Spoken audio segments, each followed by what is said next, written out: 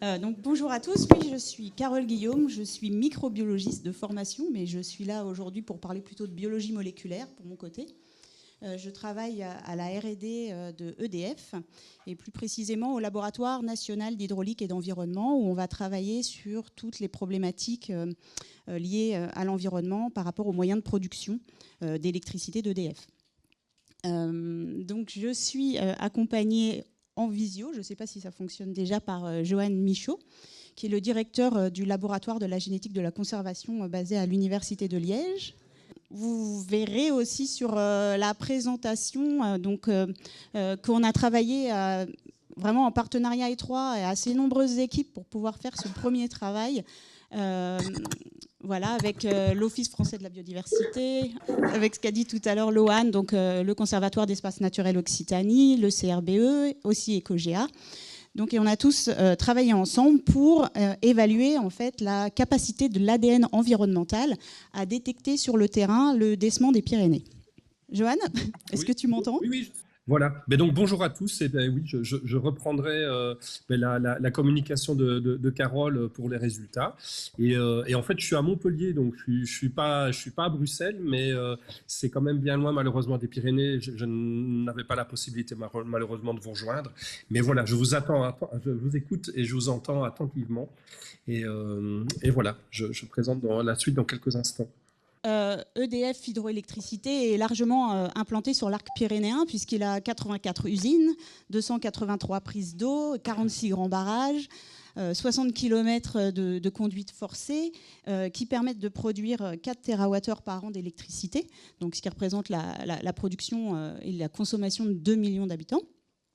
Et donc toutes ces installations sont bien sûr sur un foncier très important et réparties entre 60 mètres et 2500 mètres d'altitude. Une partie de ces installations sont plus précisément donc, réparties sur le parc national des Pyrénées.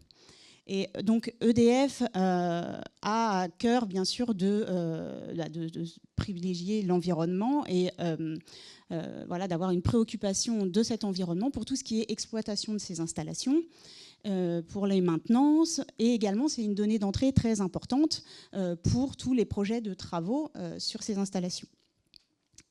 Donc EDF a développé un partenariat avec le parc national des Pyrénées depuis un certain nombre d'années et également avec le CEN Occitanie pour pouvoir fournir justement et pour pouvoir améliorer les connaissances sur l'environnement aux alentours de nos installations.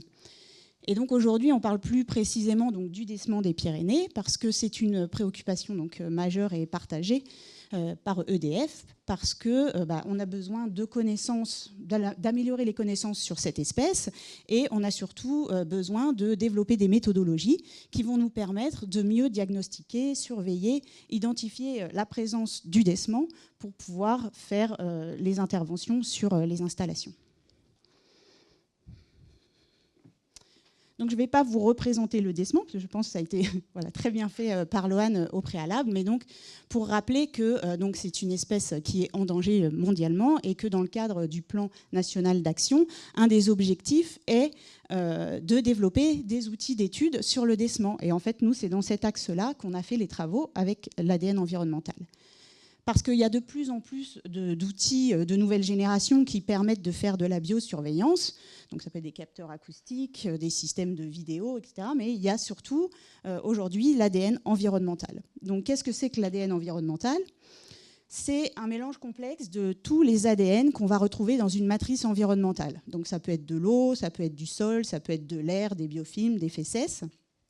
Et donc cet ADN, il va représenter tous les organismes, enfin on va trouver des traces de tous les organismes qui vivent ou qui sont passés dans ou à proximité d'une matrice environnementale. Donc dans l'eau en particulier, on va retrouver l'ADN de tous les micro-organismes, mais on va aussi retrouver l'ADN des animaux supérieurs qu'ils ont laissé au travers de fluides corporels, fécès, cellules épithéliales, gamètes, etc. Et donc tout cet ensemble d'ADN va former l'ADN environnemental. Donc l'ADN environnemental devient aujourd'hui une offre très importante et propose d'importantes possibilités d'études de la biodiversité et de la dynamique des espèces dans ces écosystèmes. Donc, ça fait un certain temps que l'ADN environnemental est utilisé en microbiologie, depuis les années 80. Donc c'est des méthodes que j'ai utilisées vraiment en microbiologie depuis un certain temps, parce qu'en microbiologie, c'était fondamental, puisque comme on ne voit pas beaucoup, ça permet vraiment d'apporter de nombreuses informations. Et depuis 2010, il y a vraiment eu une émergence de cette technique, notamment grâce au développement des méthodes de séquençage à haut débit. Et en fait, on a vu une évolution très rapide des capacités de cette méthode, c'est-à-dire on est passé en 2005 à des analyses de trouver plusieurs organismes dans un système aquatique grâce à l'ADN environnemental. Et aujourd'hui, on est capable de faire des suivis, des dynamiques de l'ensemble des populations dans un écosystème sur plusieurs saisons, sur plusieurs années, analyser éventuellement l'incidence de mesures de compensation grâce à cet ADN environnemental. Alors pourquoi c'est intéressant ? C'est intéressant parce que c'est non-invasif, donc pour l'étude de certaines espèces, évidemment, ça ne nécessite pas de manipuler l'animal. Et puis c'est sensible, c'est rapide, et puis c'est relativement économique, et ça va permettre d'apporter de très nombreuses informations. Donc comment on fait pour faire de l'ADN environnemental concrètement sur le terrain ? Par exemple, quand on veut rechercher la biodiversité d'un milieu aquatique, on va aller filtrer de l'eau. Donc, on prend des grands volumes d'eau, à peu près une trentaine de litres d'eau qu'on va filtrer. On va récupérer toute la matière et toutes les cellules et tout l'ADN sur un filtre. Et c'est ce filtre qu'on va conserver et qu'on va envoyer au laboratoire. Donc, au laboratoire, on va extraire tous les ADN qui sont contenus dans les cellules et sur le filtre. Et on peut faire deux types d'analyses. On peut faire ce qu'on appelle le métabarcoding, c'est-à-dire qu'à partir de tous les ADN qu'on a dans notre tube, on va par exemple amplifier un marqueur génétique spécifique d'un groupe taxonomique, les poissons, les mammifères ou autres.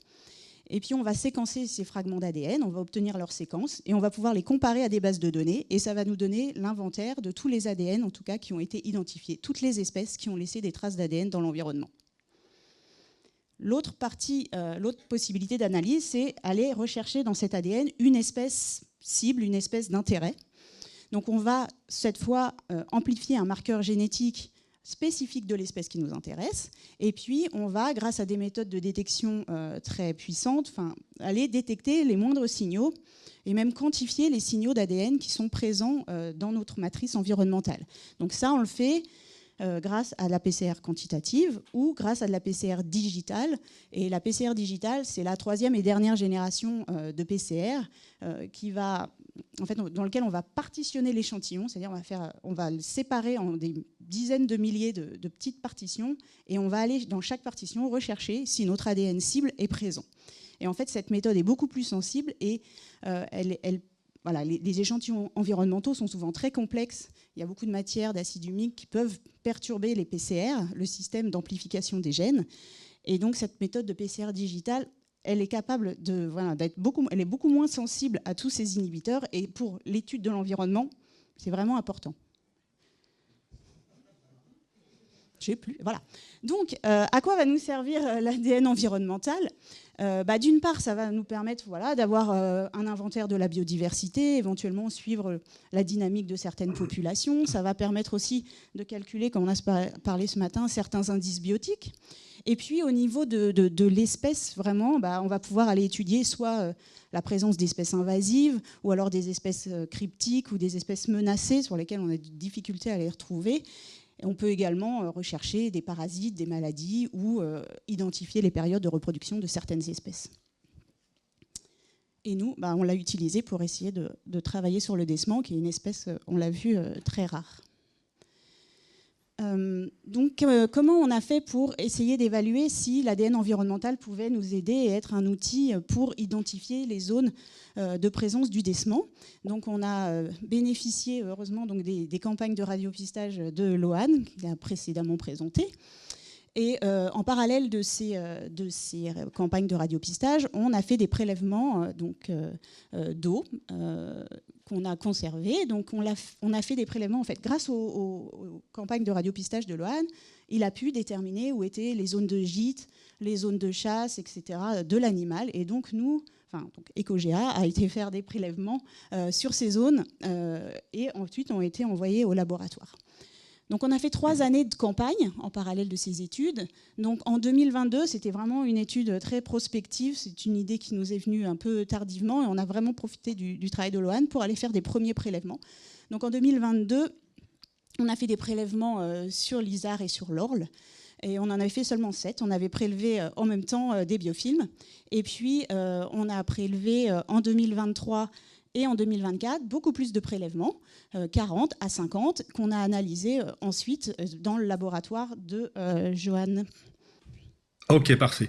Donc voilà, pour revenir sur ce que vient d'expliquer Carole, donc en effet, donc on a travaillé sur 3 années différentes. Donc la première année, en 2022, on a travaillé uniquement sur des approches de métabarcoding. Donc, c'est-à-dire, on a recherché de manière globale toutes les espèces qui pouvaient être présentes dans le milieu et en se focalisant, en espérant qu'on trouverait des traces de décements. Et malheureusement, avec cette technique, eh bien, on a trouvé toute une série d'espèces différentes, voilà, de mammifères, d'oiseaux, d'espèces d'amphibiens, des poissons, ainsi de suite, mais aucune trace de décements. Donc c'était un peu, voilà, c'était un peu un résultat un peu négatif, mais on s'est dit, ce n'est pas grave, parce qu'on va travailler avec la technique de PCR digital qui s'avère probablement plus efficace pour rechercher plus spécifiquement une espèce. Diapositive suivante, oui, voilà. Donc oui, pas diapositive suivante. D'abord, donc en 2022, donc on a fait un premier test, et en effet, on a observé que 3 échantillons sur les 7 présentaient des résultats positifs, mais ce n'était vraiment que préliminaire. Donc on a décidé d'intensifier et d'amplifier ce type d'analyse sur 2023 et 2024. Donc oui, tu peux avancer. Voilà, alors en fait, ouais, j'ai mon image, voilà. Donc en 2023, nous avions, donc, en collaboration encore une fois avec EcoGEA, avec EDF, a pu analyser 40 échantillons d'eau, hein, donc des capsules et des filtrations d'eau d'une trentaine de litres. Et en fait, il s'est avéré que les résultats étaient assez positifs, puisque sur les 40, 27 capsules se sont avérées positives. Donc il y avait de la trace de décement. Et cette trace de décement s'observait à différents endroits des zones où vivent les décements, et où donc décements qui étaient suivis par l'OAN en radio-tracking. Et donc on a observé des résultats positifs, non seulement au niveau de la zone de capture, où le décement donc, avait été capturé par les équipes autour de l'OAN, mais aussi au niveau du gîte, au niveau des zones de chasse, mais aussi à 100 mètres, 200 mètres, ou même 300 mètres en aval du site de capture, ce qui n'est pas étonnant, puisque l'ADN, en fait, pourrait se retrouver dilué dans l'eau et puis, comme ça, continuer voilà, son petit bonhomme de chemin sur quelques centaines de mètres. Donc, les résultats étaient très encourageants en 2023. Par contre, un résultat intéressant aussi, on n'a pas trouvé de traces de décement dans les biofilms. Donc, vous savez, ces espèces de films organiques que l'on peut retrouver sur les pierres, par exemple, au fond des rivières. Et on n'avait pas retrouvé de traces non plus dans les sédiments. Donc, visiblement, c'est vraiment à partir des échantillons d'eau qu'on a obtenu les meilleurs résultats. Donc là, on vient de refaire les mêmes analyses en 2024. On vient d'obtenir les premiers résultats il y a une dizaine de jours. Et là, les résultats sont assez positifs, puisque sur 51 capsules, donc 51 échantillons, là aussi, on a 21 capsules qui sont positives. Donc, on a des résultats qui sont positifs. Et là aussi, tout comme en 2023, on retrouve ces résultats positifs, donc au niveau de la zone de capture, la zone de gîte, la zone de chasse, hein, où le décement va chasser, mais aussi de nouveau dans une zone située jusqu'à 300 mètres en aval et même jusqu'à 100 mètres en amont. Alors, cette observation de 100 mètres en amont pourrait peut-être s'expliquer aussi par la présence d'autres décements qui se baladent tout le long de la zone d'étude, puisque lors des captures de décements, l'OAN a montré, ses collègues ont montré qu'il y avait au moins 3 décements au minimum qui se baladaient dans le coin. Donc il n'est pas étonnant non plus de retrouver des traces d'ADN un peu en amont des zones de gîte. Et donc voilà, donc la technologie en tout cas est confirmée en 2024, malgré le fait que le débit était 3 fois plus important cette année. Donc on était à 900 mètres cubes secondes en 2024 contre 300 mètres cubes secondes en 2023. Mais je vais vous montrer d'autres résultats qui montrent quand même que ça pourrait jouer un petit rôle dans l'identification de ces résultats. Je disais donc que les résultats donc, sont très positifs pour 2023 et 2024 et que probablement ces résultats vont même s'améliorer au fil des prochaines années parce que la technologie de PCR digital, en fait s'améliore d'année en année. Donc ici, je montre par exemple eh bien, le passage de deux machines de PCR digital. Donc au départ, on a travaillé sur celle de gauche qui donnait déjà des bons résultats, mais là, on vient de travailler avec une autre machine qui donne des résultats à plus de 100 fois sensibles par rapport à la première. Donc on peut imaginer que dans les années prochaines, la possibilité d'identification du décement sera encore meilleure. Donc voilà, donc ici, ce qui est intéressant, c'est de montrer les résultats positifs qui sont représentés par des petites flèches vertes et d'associer donc ces résultats positifs par rapport à l'activité du décement. Et donc ici, en 2023, donc l'activité du décement donc, a été effectuée par l'OAN. Et donc là, on s'est rendu compte que souvent, eh bien, les résultats positifs étaient associés à des activités, à des périodes d'activité du décement dans la rivière. Et que ce soit là, au niveau donc, de ces activités, de ces recherches de proies dans dans les zones de chasse, ces activités autour du gîte, ou même voilà, quelques petites promenades voilà, un peu plus en aval. Donc on montre voilà, qu'il y a une corrélation un peu logique, en tout cas, entre les résultats positifs et voilà, l'activité du décement. Oui, diapositive suivante. Alors par contre, ici, nous avons les résultats pour 2024, eh bien, en fait, qui sont légèrement différents, puisqu'on montre en fait qu'on a surtout des résultats lorsque le décement était à proximité de son gîte. Et en fait, ceci pourrait s'expliquer justement par le débit qui était beaucoup plus important. Hein, on était à plus de 900 mètres cubes seconde. Et donc, probablement qu'avec un tel débit, les décements ont peut-être eu plus d'activité autour de leur gîte. Hein, en tout cas, voilà, dans des zones un peu plus tranquilles. Et c'est ce qui explique qu'on aurait probablement plus de résultats positifs pendant ces périodes. Et donc voilà, et donc en conclusion, eh bien, on peut dire donc, les signaux de présence du décement eh bien, ont été détectés sur les 3 années d'études, 2022, 2023 et 2024, que l'influence du débit du cours d'eau pourrait être très probable et jouerait un rôle justement voilà, dans les moments de détection et les zones de détection du décement. Mais néanmoins, voilà, ceci représente des résultats qui sont encourageants et en fait qui nous appellent à poursuivre l'expérimentation, notamment pour valider la méthodologie, notamment le prélèvement de l'eau, la conservation des échantillons, améliorer aussi l'effort d'échantillonnage sur un linéaire d'eau qui sera plus important. Et donc l'idée vraiment finale, eh bien, comme voilà, Jérôme et Loane vous ont montré dans la précédente présentation, eh bien, il devient très difficile dans certaines zones de rechercher le décement. Et donc l'idée, c'est de proposer un nouveau protocole qui serait standardisé et qui serait complémentaire aux approches de terrain, donc la récupération de petites crottes. Donc l'ADN environnemental ne remplacera jamais les observations de terrain, mais elle pourrait s'avérer complémentaire par rapport aux approches qu'on développe déjà depuis près de 20 ans. Et donc voilà, donc c'est un nouvel outil opérationnel pour tous les acteurs qui vont travailler sur l'espèce. Et ceci, notamment, sera intéressant pour redéfinir l'aire de distribution actuelle, plus de 10 ans après la précédente carte de distribution de l'espèce.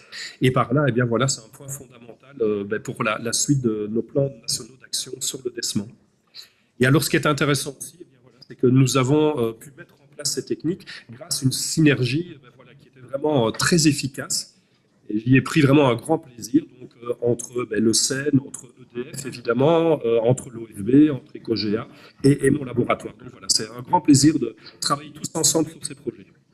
Est-ce qu'il y a des questions? Ouais. Merci à vous deux pour la présentation, du coup, c'était très intéressant. J'avais 2 questions. La première, celle que tout le monde se pose, le coût. Et la deuxième, c'est est-ce que... J'avais entendu, moi, qu'en milieu stagnant, donc on a ce qui est lac laqué, c'est peut-être un peu moins efficace. Alors, est-ce que c'est vérifié, ça, que c'est moins efficace? Et pour quelles raisons? Oui, en général, je disais que dans les milieux stagnants, souvent, ça fonctionne mieux que dans les milieux, des milieux de rivière. Parce que l'ADN, en fait, va rester au même endroit. Tandis que quand vous avez des rivières avec un très haut débit, vous imaginez le degré de dilution qui est beaucoup plus important. Donc en fait, en général, c'est plutôt le contraire. Des milieux où il y a les mares, où il y a peu de courant, en général, on peut identifier beaucoup plus d'espèces. Et ceci est particulièrement le cas pour les amphibiens ou les poissons, naturellement, mais aussi pour des mammifères. Et en ce qui concerne le coût, en fait, par capsule d'analyse, on a environ 200 €, entre 150 et 200 € le coût, en fait. Mais quand on voit l'effort de travail des collègues sur le terrain pour récupérer des crottes, si on compare ça par rapport à des journées de travail d'un agent de terrain, en fait, ça se compense, en fait. Oui, merci. Est-ce qu'il y a une autre question là? Est-ce qu'on connaît le temps, enfin la demi-vie, le temps de la durée de vie en fait de l'ADN environnemental dans l'eau pour interpréter les résultats en fait, ça serait intéressant de savoir. Alors en fait, sur d'autres espèces, en fait, on a fait des études. C'est vraiment la question. Donc en fait, la demi-vie va dépendre déjà des conditions physiques, c'est-à-dire de la température, de la période dans l'année, de l'activité microbiologique dans l'eau.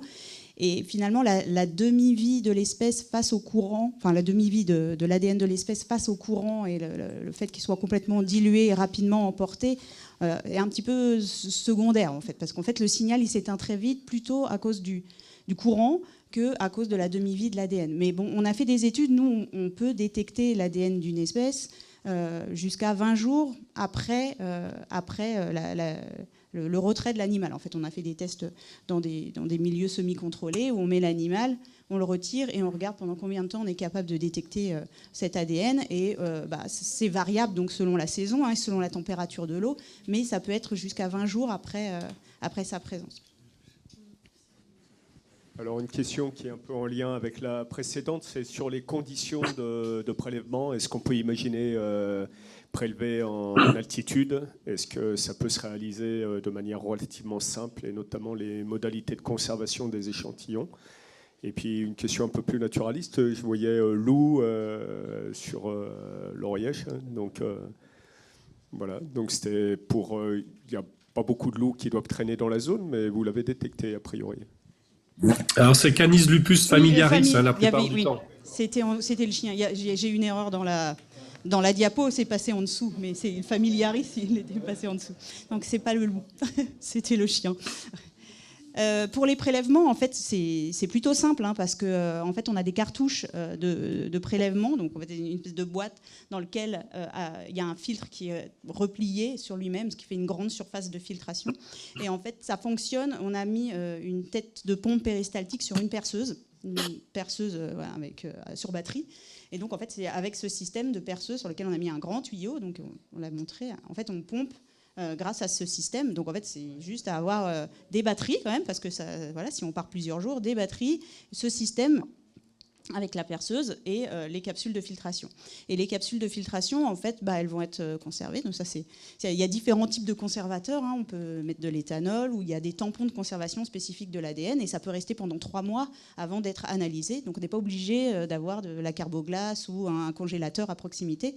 Ça peut vraiment être fait donc un peu n'importe où et conservé juste à température ambiante jusqu'à l'envoi au laboratoire dans les 3 mois à peu près.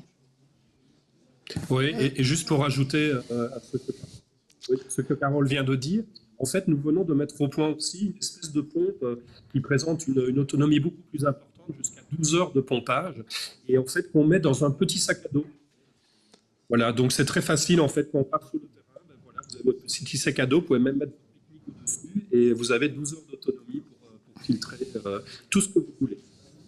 Il y a beaucoup de développement, en fait. Il y a même des pompes automatiques, en fait, qu'on peut déposer au bord du cours d'eau, et les filtrations, elles se font automatiquement à la période à laquelle vous avez décidé de faire les filtrations. Emmanuel ? Oui, donc évidemment, l'exposé, il démontre remarquablement l'avantage de l'ADN environnemental pour augmenter la détection. Par contre, est-ce qu'on peut imaginer avec ça de faire non pas seulement du qualitatif, il y en a pas, mais aussi du quantitatif, ce qui permettrait d'aller vers la dynamique de population? Alors là, c'est vraiment, là vous êtes en plein dans le cœur du travail de recherche. Moi, c'est les travaux que je mène à la R&D, c'est vraiment dans cet objectif-là, c'est-à-dire d'être capable de suivre les dynamiques de population. Ça va marcher, mais là, tous les paramètres entrent en jeu, la demi-vie, la dilution. Et donc, c'est encore des choses qui restent à démontrer. C'est le souhait, parce que ça apporterait beaucoup plus d'informations, parce que là, sinon, on a juste une information présence, absence, et on ne sait pas. Donc, aujourd'hui, en fait, on n'est pas encore capable de dire si l'ADN environnemental est vraiment capable de donner des signaux quantitatifs au point de pouvoir faire des dynamiques. Ça se fait de plus en plus, mais c'est encore dans les phases de recherche. Ouais. J'ai une dernière question. Bon, c'est une super technique qui semble augmenter la détectabilité de l'espèce. Mais je vais me faire l'avocat du diable. Est-ce que quelque part, on ne va pas montrer, si on généralise cette technique, en complément du travail terrain, qu'il va y avoir une augmentation de la détection et donc une augmentation de la surface occupée par le descement? Est-ce qu'il ne faudra pas être un peu prudent sur les comparaisons qu'on pourra faire entre ce qui se passait avant avec une autre technique et moins de détectabilité et celle de l'ADN environnemental qui va permettre sans doute d'améliorer la détectabilité? C'est pour ça que c'est vraiment une méthode qui sera en complément des connaissances des naturalistes. Ça peut être justement pour préciser peut-être les lieux sur lesquels il faut faire un effort pour aller rechercher l'animal. Parce que oui, on va avoir peut-être une aire de répartition plus grande. Et puis, tout ça, c'est encore des travaux qui restent à faire. Et c'est ce que disait Johan à la fin de la présentation. Ce qu'on aimerait, c'est pouvoir travailler sur un plus grand espace. Parce que là, on a travaillé sur 200 ou 500 mètres, en fait. Et de pouvoir, surtout de voir à quel moment... Là, on a eu la chance, on a vu des signaux positifs parce qu'on savait que le décement était dans le camp. Mais à quel moment le signal va s'éteindre? À quel moment on est sûr que l'animal n'est plus présent? Et tout ça, c'est pas réalisable si on n'a pas à côté des naturalistes qui connaissent les aires de répartition et qui peuvent donner du sens en fait aux signaux ADN. Ouais,